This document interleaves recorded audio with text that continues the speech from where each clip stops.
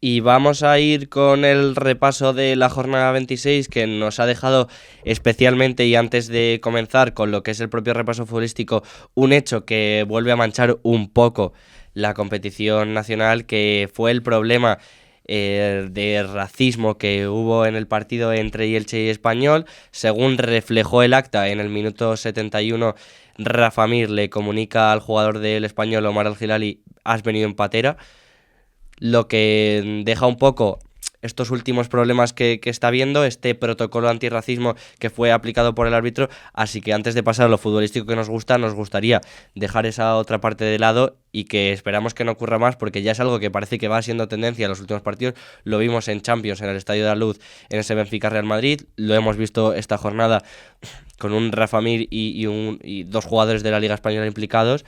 Así que esperamos que no ocurra más en más ocasiones. Últimamente muchos sucesos racistas y este tipo de insultos, de faltar al respeto de esa forma, me parece la verdad que lamentable tener que decir ese tipo de cosas en un partido de fútbol. Y un Rafa Mir que, a ver, no nos queremos meter mucho en esto, pero que ha estado en varias polémicas, vamos a dejarlo, en los últimos años, con aquella acusación hace poco.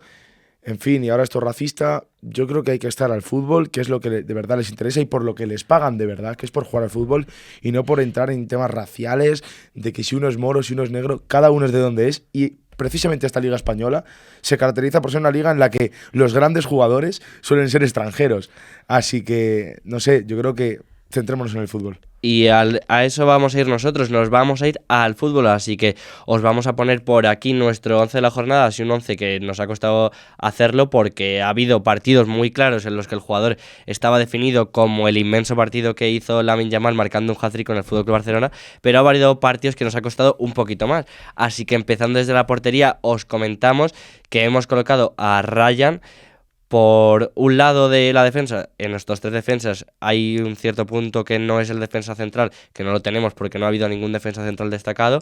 Tenemos Mingueza, Carlos Romero y Julio Díaz, y como la cosa sigue con Carlos, colocamos a Carlos Soler y a Oso en el centro del campo, Lamine por una banda, Ramazzani por la otra, y seguimos con Carlos Espí en ese enganche, un poco en esa delantera, y Julián Álvarez y Jorge de Frutos para cerrar como dos arietes. 11 complicado como siempre de esta jornada 26, que yo creo que para empezar por el viernes directamente nos dejó lo que llamamos aquí esa resurrección intermitente que hace Ciudad de Valencia, porque nos tiene acostumbrados este estadio a darnos sorpresas. Un día pierden el derbi y otro día de repente ocurre lo que ocurrió esta jornada con el Alavés, ¿no? Exactamente, y nos vamos a ir hasta este Levante Alavés, porque es que la expulsión por doble amarilla en el minuto 61 marcó un poco lo que es el ritmo del partido. El Levante aprovechó la superioridad numérica y la falta del gol del Alavés, que hasta el momento, especialmente en la primera parte, había sido mucho mejor, y esto lo demuestran los 12 remates a 3 que tuvo el Levante en los primeros 45 minutos, pero que por mala suerte no acabó por reflejarse en el marcador. Un Carlos Espí vestido de héroe acaba por hacer un doblete que les permite a los granatas sumar los 3 puntos y situarse a solo 3 de la salvación, algo que necesitaban tanto los jugadores, sobre todo, como la afición para poder soñar. Necesaria victoria para el Levante, sobre todo por cómo han sido los anteriores partidos, pues por esa derrota en el derbi de la que se tenían que levantar. Esas ya empezaban a haber críticas a Luis Castro, ¿no? Y un poco a su juego, pero los jugadores están dejando la vida en el campo y ha conseguido esta victoria que sobre todo les distancia un poco de ese pozo en el que estaba asumido con el Oviedo. Se ponen con 21 puntitos, ya a 5 de la salvación del Elche, que ya es algo más real y un poco más posible intentar conseguir esa salvación. Por parte del Alavés, el equipo de la montaña rusa que yo llamo, que parece que pues está un poco regulero. Yo pensaba que en este partido, yo personalmente pensaba que sí que iba a dar más guerra al Alavés, pero mira, en los últimos minutos, 2 picotazos de Carlos Espí decidieron los 3 puntos.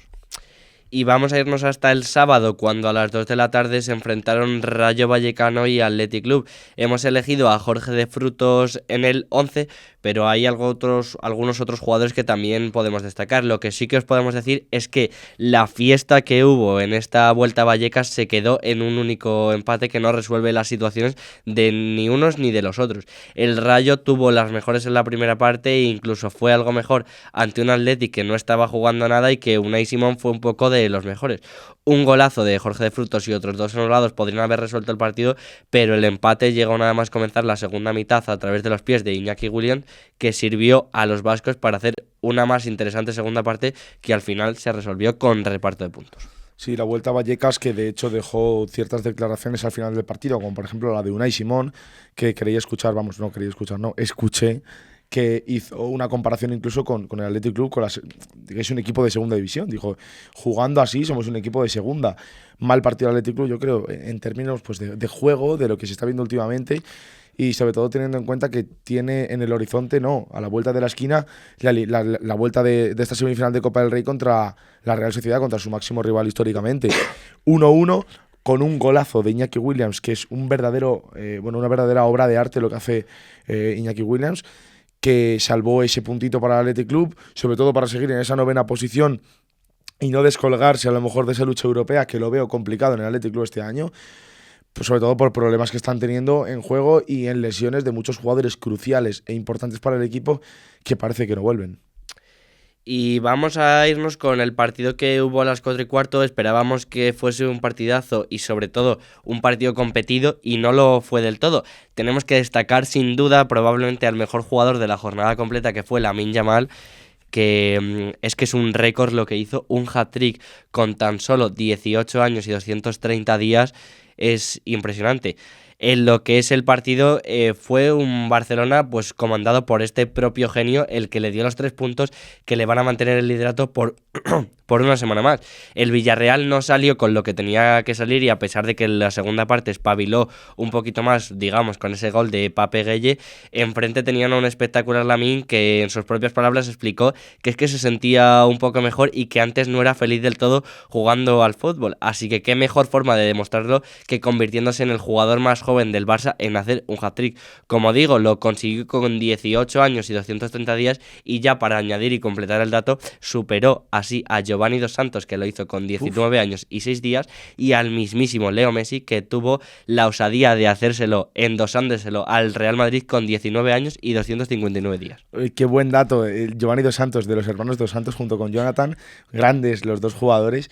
Pues fíjate, un pedazo de récord el que ha superado Lamine Yamal, que hoy nos trae Jorge, qué pelotazo en la cara. Partidazo el que hizo sin duda el extremo español, que bueno, pues yo creo que dejó ver y un poco acalló esas críticas últimamente que recibía de Lamine Yamal. No es ese jugador del que hablamos tan determinante.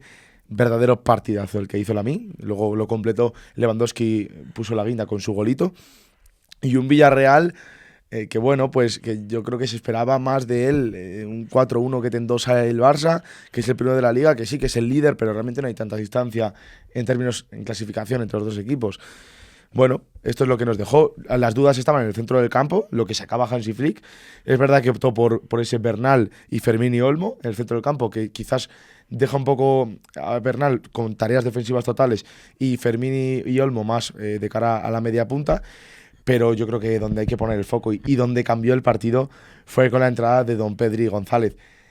Es verdad que los 3 goles fueron de Lamine Yamal, pero la actuación de Pedri nada más entrar es histórica. Sí, el pase a Lamine Yamal en el tercer gol es espectacular de Pedri, y al final el Barça no fue un gran Barça que digas al final marcó 4 goles por su gran superioridad. Al final son 3 obras un poco maestras de Lamine Yamal y en el tercero un poco también de Pedri, que resuelven el partido. Es un Barça en el que de principio estuvo muy bien Fermín, estuvo muy bien Lamine, y con eso tienes mucho resuelto si los dos están enchufados, porque son jugadores que marcan la diferencia.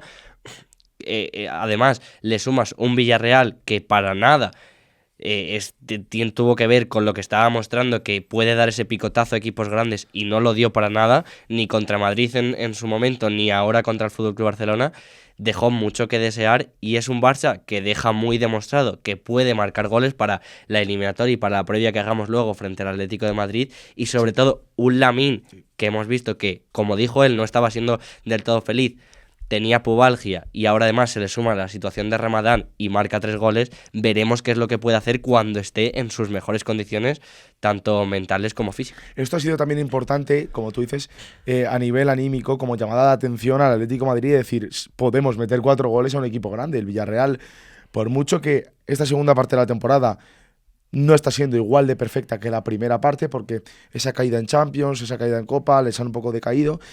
Pero la verdad que lo que está haciendo el Barça es dar un aviso al Atlético de Madrid de cuidado porque podemos realmente marcar 4 goles.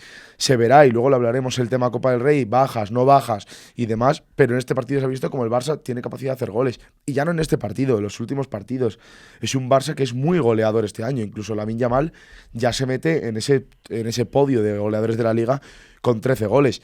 Pero es que no es solo él, cualquiera hace goles. Ferran, Rashford, Lewandowski, que no está siendo titular este año y marca gol. El dato de Lamine es impresionante. Ya ha sumado o ha igualado el récord que hizo el año pasado de goles. El año pasado lo hizo en 57 partidos, este año en 34 ya ha igualado el mismo número de goles. Es un dato impresionante y que está sumando mucho al Barça. Así que aquellos que decían que la temporada de Lamine no estaba siendo buena, solo esperemos que siga siendo igual de buena que hasta ahora y que lo sea también en el Mundial, porque al final queremos lo mejor para España, supongo. Siempre se avisa, cuando hay competición de selección, es decir, competición internacional este verano, en las segundas vueltas de la Liga, nosotros lo hemos dicho y es porque es así, los jugadores tienden a dar todo lo que tienen porque realmente se están jugando pues llegar en buena forma con sus selecciones y la convocatoria de Lamine estará convocado seguramente, pero sobre todo llegar en buena forma. Hay muchos futbolistas, como por ejemplo, vamos a poner el caso de Morata, que no está teniendo minutos con el Como y que eso es quizás lo que le haga no entrar en esa lista de Luis de la Fuente. Tienes que jugar, pero no solo jugar, sino cumplir además y marcar goles, y eso Lamine Yamal lo ha conseguido hacer en este partido para dejar al Barça todavía más líder, esperando a lo que haga el Madrid contra el Getafe, y un Villarreal que, vale, sigue estando enganchado por esos malos resultados de Atlético de Madrid, pero bueno, un Villarreal tocado porque te llevas 4 goles para casa, Jorge. Y ahora quiero que me cuentes lo que hubo a las 6:30. Y de 5 goles que tuvimos a las 4:15 a un único tanto que sufrimos a las 6:30 en este Mallorca Real Sociedad.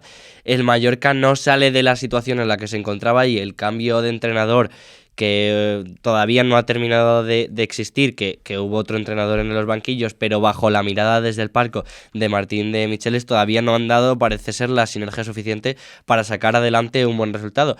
A los de San Sebastián les permitió coger confianza antes del derbi vasco-copero y a los de Mallorca solo les hunde un poquillo más y así se demostró con los cánticos que hubo hacia la directiva y hacia el equipo.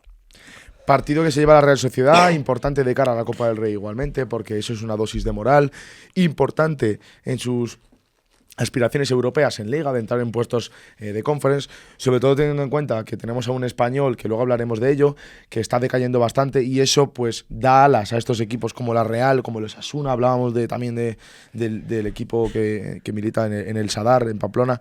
Son equipos que se están agarrando un poco a esos puestos europeos por esas caídas constantes del español. Partidazo el que hizo Carlos Soler en la media punta, tenía muchas bajas la Real Sociedad, es cierto, y sí que puso por esa banda a Zakarian, que no lo hizo mal realmente.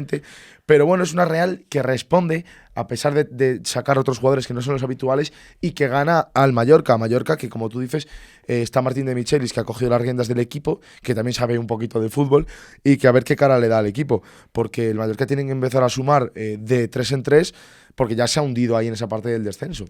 Destacamos en el 11 a Carlos Soler, pero no me gustaría irme sin dedicar unas palabras al espectacular trabajo que está haciendo desde que ha llegado Matarazzo Beñat Turrientes. Es un jugador espectacular que, independientemente de que le acompañe o no en el centro del campo Gorrotxategi, es un jugador polivalente que recupera balones, que da pases, que coge mucho campo. A mi gusto personal es un jugadorazo, pero creo que a gusto futbolístico y objetivo también lo está siendo. Así que si veis algún partido de la Real Sociedad y él está jugando, os aconsejo que le echéis un ojo más detenidamente, porque la verdad que desde que ha llegado Matarazzo está siendo dueño completo del centro del campo de los de San Sebastián. Sí, además, como breve apunte, es un jugador que gusta en el País Vasco en general, también en la Real Sociedad es muy de filosofía de allí. Un jugador de la cantera que se ha formado en el filial, en el Sanse, en el C y que ahora está en el primer equipo. Es lo que se busca allí, un jugador que tenga la identidad desde que empieza en categorías inferiores y se le ve ahí como está haciendo ese buen doble pivote con Gorrotxategi, que se están entendiendo a la perfección y que yo creo que Matarazzo piensa en ellos quizás para ser titulares contra el Athletic Club en casa en esta vuelta de Copa del Rey. Jorge, y de este 0-1 nos vamos a otro 0-1, pero este más sufrido yo creo que el de la Real, ¿no? Bastante más sufrido, porque es que hemos elegido a Julián Álvarez porque salió el argentino tras el descanso y llevaba sin marcar en Liga desde el 1 de noviembre ante el Sevilla y acabó consiguiendo su gol. Es un Atleti que fue bastante plano, en el que se notaron los cambios en el once titular, lo que también era lógico antes de este partido del martes, en el que probablemente sea el título que más cerca tenga el Atlético. En el 94 acabó llegando el gol y le permite a los colchoneros colocarse terceros ante la derrota que sufrió el Villarreal. Partido flojo del Atlético de Madrid. Como decíamos, se vio ese Barça que ganó 4-1 al Villarreal, se ve este Atlético de Madrid que gana por la mínima ante el Oviedo. No tiene que haber equivocaciones, y es verdad que luego la Copa del Rey es un torneo aparte en el que hay otras ilusiones, otras aspiraciones y nunca se sabe, pero sí que es verdad que lo que nos deja esta jornada es un Atleti que sufrió contra el colista de la Liga y un Barça que le metió 4 al tercero. El Atleti que salió con un centro del campo, bueno, pues un poco no el habitual, yo creo, pensando en esta eliminatoria, con ese doble pivote con Rodrigo Mendoza y con Johnny Cardoso, Almada y Baena por las bandas, y bueno, un Oviedo en el que quiero destacar a un jugador que ya lo he dicho varias veces, que es Fede Viñas, el delantero que está haciendo una temporada espectacular, que se mata con los centrales, que cada balón que tiene se va directo a la portería. Es cierto que a veces de cara a puerta está un poco fallón y le cuesta, pero tampoco tiene tantas oportunidades claras, juega en el colista. Pero partidazo el de Fede Viñas. Hemos puesto a Julián Álvarez por su vuelta con el gol, pero Fede Viñas se merece estar en este 11 también, porque es brutal el trabajo que está haciendo tanto él como Ilias Chaira en labores ofensivas con el Oviedo. No es fácil jugar contra el Atlético de Madrid, sobre todo por cómo defiende, pero estos dos jugadores están consiguiendo hacer daño.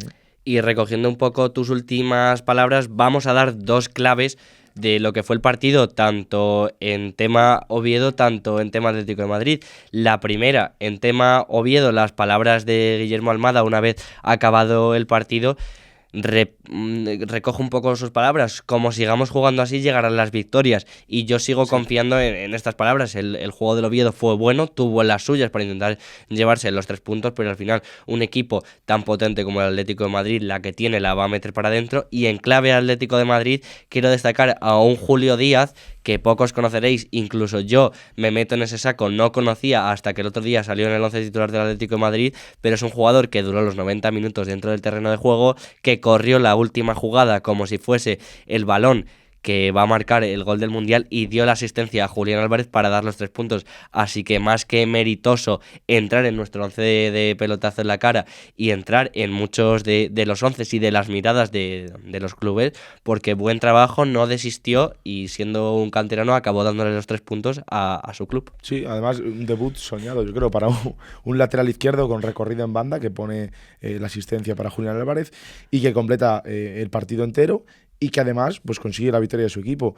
21 añitos el chico, y la verdad que, bueno, pues está bien, ¿no?, que también el Atlético de Madrid tire de cantera, que es verdad que no estábamos viendo muchos este año, muchas subidas de chavales, pero mira, Julio Díaz ha completado una de estas. Y con esto acabamos lo que pasó el sábado, Jorge. Y vamos a irnos hasta el domingo, que aparte del incidente que os hemos contado antes de empezar el repaso de la jornada, vamos a hablar de lo futbolístico. Empate a 2 entre el Elche y el Español, que podíamos haber destacado a varios jugadores. Podíamos haber destacado a Marc Aguado, que hizo un auténtico golazo. Podíamos haber destacado a Quique García, que volvió a reencontrarse con el gol. Podíamos destacar a muchos. Hemos destacado a Carlos Romero, que siendo lateral hizo un golazo y que es digno de ver. Pero en el plano futbolístico y en lo que supone para estos dos equipos, es una vez más que se les resiste la victoria a ambos equipos, que estaban siendo los dos peores equipos de 2026, todavía sin ninguno de los dos triunfos este año. Se quedaron ambos a media y tampoco fueron capaces de acabar con su mala racha. El triunfo pasó de largo por el Martínez Valero en un partido igualado, en el que el Español se adelantó en 2 ocasiones en el marcador, pero que acabó empatando Rafa Mir de penalti en el minuto 89. Se vio un partido pues de lo que está siendo el Elche, el Español. Son 9 partidos sin ganar para los dos equipos, las 2 peores rachas de la liga actualmente, y lo que se vio es un partido roto desde el minuto 1. Te lo dije a ti el mismo domingo cuando estaba viendo el partido, estaba roto desde que empezó, y es verdad que con ese gol de Quique García, más aún, porque marca ese golazo Quique García, que su fuerte no es la velocidad, la verdad que es, es más un delantero que se pelea con los delanteros, o sea, con los centrales, y se pelea y tal, y es más rematador, pero hizo un verdadero golazo a la carrera. Y con ese gol ya sí que el partido se volvió más loco, aún 2-2. empate que sabe a poco para los dos equipos y en el que se vio la locura total. Quiero destacar el partido también de Aleix Febas. Tú has dicho muchos nombres, como Marc Aguado, que también está haciendo un temporadón, y muchos más, pero Aleix Febas de nuevo, madre mía, la manivela de este equipo, el jugador que a veces da un poco pues esas jugadas verticales que le gusta a él, de empezar con el balón y tirar para arriba, pero nada, 2-2 de nuevo. Una pena el incidente que hubo racista, pero empate. Un partido que deja con un Elche situado 2 por encima del descenso, y el Español ya se queda algo más lejos de Europa con los resultados que está teniendo, quedándose a 4. Y nos vamos a ir hasta el Valencia-Osasuna, que hubo este propio domingo, donde hemos destacado a Ramazani como protagonista del partido por ese gol traducido de penalti, pero para mí el protagonista del partido es José Luis Gallá y la picia que dejó en el penalti que se tuvo que repetir. Un jugador tan veterano como es José Luis Gallá, que no sabe ni poco, vamos, que sabe muchísimo de fútbol y que lleva años y experiencia, que lía la que lió, que si llega a fallar Ramazani el penalti cuando se repitió, no me quiero imaginar la bronca que hubiese habido en los banquillos. En lo que se refiere al fútbol, es un triunfo más que necesario para el Valencia, que encima lo pudo conseguir delante de su afición y delante de un Osasuna que estaba en su mejor momento. Ya son 5 puntos por encima del descenso, lo que le permiten dar un suspiro a los de Corberán. Los de Alessio Lici, a pesar de la buena dinámica en la que venían, se les escapa un poco Europa, que ya se les pone a 7. Sí, la verdad que victoria 1-0 del Valencia, pero en tema cómico, la situación de José Luis Gallá. Es cierto que hay muchos delanteros y muchos jugadores que están acostumbrados a lanzar penaltis y hacer una breve paradiña antes de lanzarlo, o la carrera quizás cuando se van acercando al balón la frenan un poco, y Gallá se introdujo en el área, que no es precisamente un jugador que esté debutando en la liga, bueno, que se puso a su misma altura. Claro, es que eso no se puede, y bastante raro verlo en José Luis Gallá, salvo por esa imagen curiosa que nos dejó el partido. Un Osasuna que no nos esperábamos que perdiera, sobre todo por la buena racha que estaba completando y por el buen partido que hizo contra el Real Madrid, pero que Mestalla sabemos lo que es un campo que siempre tiene altura y ahí llega el vértigo a muchos equipos, y el Valencia que suma una victoria muy importante para ganar aire, y que Corberán seguramente cuando acabó el partido respiró y dijo, vale, menos mal. Se coloca ahora mismo el Valencia, como tú has dicho, con 29 puntitos, 5 por encima del descenso. Yo no miraría ni siquiera a Europa, sino a eso, 5 por encima del descenso y con calma. El Osasuna, por su parte, pierde, pero claro, el Español tampoco gana, que es un poco el que marca sus puestos ahí en Europa, entonces se puede todavía aferrar a una posible clasificación.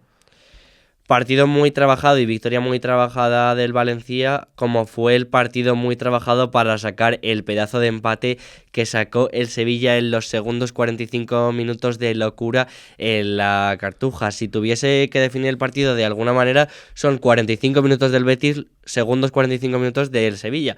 Es un Betis que podía haber cerrado el derbi en la primera parte, pero se confiaron en exceso y abrieron completamente a la puerta a un Sevilla que necesitaba sacar algún punto más que por la clasificación, por las sensaciones de llevarse un derbi, y acabaron siendo más que buenas, porque con un poco más de acierto podían haber sacado los 3 puntos en su casa al propio Betis. Lo que vimos en el verde desde el primer minuto es lo que todo el mundo se esperaba, incluso el propio Sevilla salió con ese planteamiento, un Betis dominador que tenía el balón, que ya en los primeros minutos pudo hacer mucho daño al Sevilla. De hecho, en la primera parte, quizás por perdonar, luego en la segunda te remontaron, le pudo meter 4 goles perfectamente. Pero bueno, al final cuando perdonas contra un equipo como es un Sevilla y en un derbi, pues te puede pasar lo que te pasa, que te remonten. Partido en el que Antony de nuevo demostró que es un jugadorazo, sacando ese recurso para el primer gol. Fidalgo de nuevo hace un partidazo y mete también un buen gol. Pero claro, llega la segunda parte y pasa lo que pasa, que te coge el Sevilla y te remonta cuando realmente hablábamos casi del tercero más que del 2-1. Yo creo que también le hizo mucho daño al Betis el tema cambios. Quitas de centro de campo a Álvaro Fidalgo, que estaba siendo de los mejores del partido, y dejas a Fornals, que estaba reventado, se le veía bastante cansado. Y es verdad que ahí en el centro del campo en ese momento empezaron a ganarnos muchos duelos. Es que todos los duelos los ganaba el Sevilla. En cuanto al conjunto sevillista, buen partido de Alexis Sánchez. Me gustó mucho el partido que hizo, muy serio y con ese golazo que hizo de cabeza. Sí que es verdad que vi mal a Agumé en el centro del campo, lo vi muy perdido y no me gustó mucho. Pero por lo demás, un Sevilla que saca un punto de oro por la situación en la que está, y que se vio al final del partido como los jugadores del Betis estaban cabizbajos y tristes, y un Sevilla que celebró el empate como una victoria, no, como una clasificación europea. Al que destacamos nosotros en el 11 es a Oso, que ya había estado algunas jornadas en nuestro 11 también, porque la verdad es que es un jugador sorprendentemente que lo está haciendo muy bien. No es canterano, pero vamos, cumple prácticamente todas las características de este Sevilla un poco en este periodo de cambios y de no terminar de llegar a esos puestos tan buenos como estaba llegando en su momento. Así que un Oso que dejamos en el 11 y nos vamos con el último partido que hubo el domingo, que fue este Girona-Celta, del que hemos destacado a Mingueza en el 11. Es un gran Celta que empezó perdiendo tras el gol de Banaz, pero que se puso las pilas a través de un gran Fer López, un enchufado Jutgla que enchufó la que tenía que enchufar y un Mingueza que hizo un partidazo. El Celta sacó los 3 puntos y encamina la parte más importante de la temporada con una dinámica más que positiva. Los de Claudio Giraldez ya están sextos y a solo 3 puntos del Betis, que está en ese quinto puesto, que con un buen papel de los españoles puede significar Champions. El Girona, por su parte, ya prácticamente cierra la puerta a Europa, quedándose a más de 10 puntos, y ahora ya solo queda no despistarse y empezar a no caer para abajo, porque está a solo 6 del descenso. Hay días que le toca a Suelber, hay días que le toca al Panda, hay días que le toca a Iago Aspas. En este caso es Ferran Jutgla el encargado de marcar uno de los goles de la victoria del Celta y de esa remontada en esa buena segunda parte de Claudio Giraldez y del Celta, y eso habla mucho de esa delantera que tiene el Celta, ese banquillo que tiene, salga quien salga, que siempre hacen daño. El Celta cierra ahora mismo esa sexta posición, esos 6 primeros puestos de la Liga, y que se ha acabado metiendo arriba con 40 puntos, incluso se pone a 3 del Betis tras ese empate en el derbi, y que cuidado, si el Betis no pincha, que el Celta se meta quinto. El mes de febrero ha sido brutal del Celta de Vigo, pero es que no me quiero imaginar lo que puede ser el mes de marzo, con ese partido que tenemos en mente, esa eliminatoria con la Europa League, con este calendario de liga que tiene para este mes de marzo en el que puede hacer daño y encarar un poco esas posiciones europeas. Muy bien el Celta, bien Claudio Giraldez y bien la delantera viguesa, que siempre responde. Y hay otra cosa más que hizo bien el Celta y hizo bien su cantera, en este caso la cantera Amadroa, que saca otro jugador más para este Celta de Vigo, y vamos con un poco estas curiosidades que os traemos de vez en cuando para los tan apasionados del fútbol como somos nosotros, y es que debutó en primera división con el Celta de Vigo Andrés Santañón. Salió en el minuto 73 el canterano del Celta, que juega de mediocentro, e hizo muy buen papel. Pero es que no se va a quedar toda la felicidad y no va a ser toda la curiosidad simplemente que debute un jugador. La felicidad en la familia Antañón este fin de semana tiene que haber sido espectacular, porque es que el fin de mejora cuando su hermano Lucas Antañón, en el grupo 1 de la segunda federación, jugando en el filial del Oviedo, le ha metido un doblete al Salamanca, goleando al conjunto salmantino por 5-0 en solo la primera parte. Aunque luego el partido acabó 5-2, pero su equipo, el Oviedo Vetusta, le permite con ese doblete, aparte del resto de goles del equipo, seguir una semana más liderando el grupo 1 de la segunda federación. Jorge, perfecto dato. No me quiero imaginar la familia Antañón cómo habrán hecho para celebrar este gran fin de semana de los dos hermanos. No creo que se hayan ido al McDonald's para celebrarlo. Se habrán juntado seguramente la familia, porque uno en el filial, en el Oviedo Vetusta, y otro con el Celta de Vigo, con un debut en primera división, que ya sí que debutó en Copa del Rey, pero es cierto que para un jugador el debut importante, y cuando realmente los familiares se alegran mucho, es cuando debutan en la máxima categoría, ¿no?, del fútbol español, que es la Liga eSports, la Liga Española. Pues la verdad que fin de perfecto para los dos hermanos, que además sus dos equipos ganaron las jornadas. Uno, por desgracia, el hermano del Real Oviedo Vetusta, ganó al Salamanca, equipo de aquí, de nuestra ciudad, en la que grabamos Pelotazo en la Cara, por cierto, que bueno, muchos lo sabéis, pero otros a lo mejor no. Y fin de perfecto. Bueno, pues con esto cerramos lo que pasó el domingo y dejamos a ver qué ocurre, ¿no?, hoy con ese Getafe Real Madrid, que, como sabéis, grabamos los lunes y no podemos decirlo. Pero si hoy no gana el Madrid, se quedaría 4 puntos del liderazgo. Puede ser una tristeza porque le seguiría intentando recortar puntos al Barça, o puede ser una tristeza si los pierde.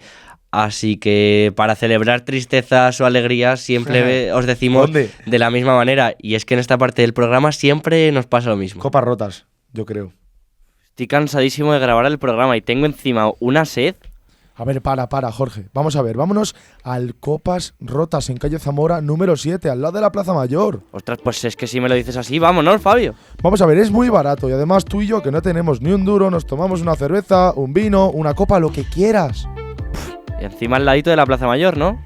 Copas rotas, Jorge, es muy sencillo. Recordad, chicos, Copas Rotas, calle Zamora número 7.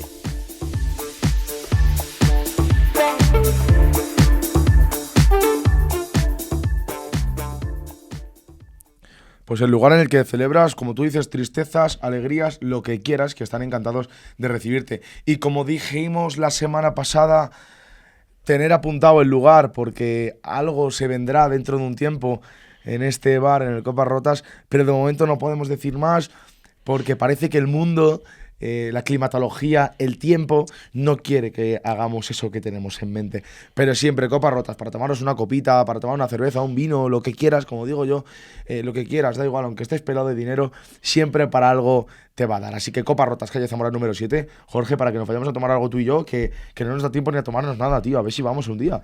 Hablando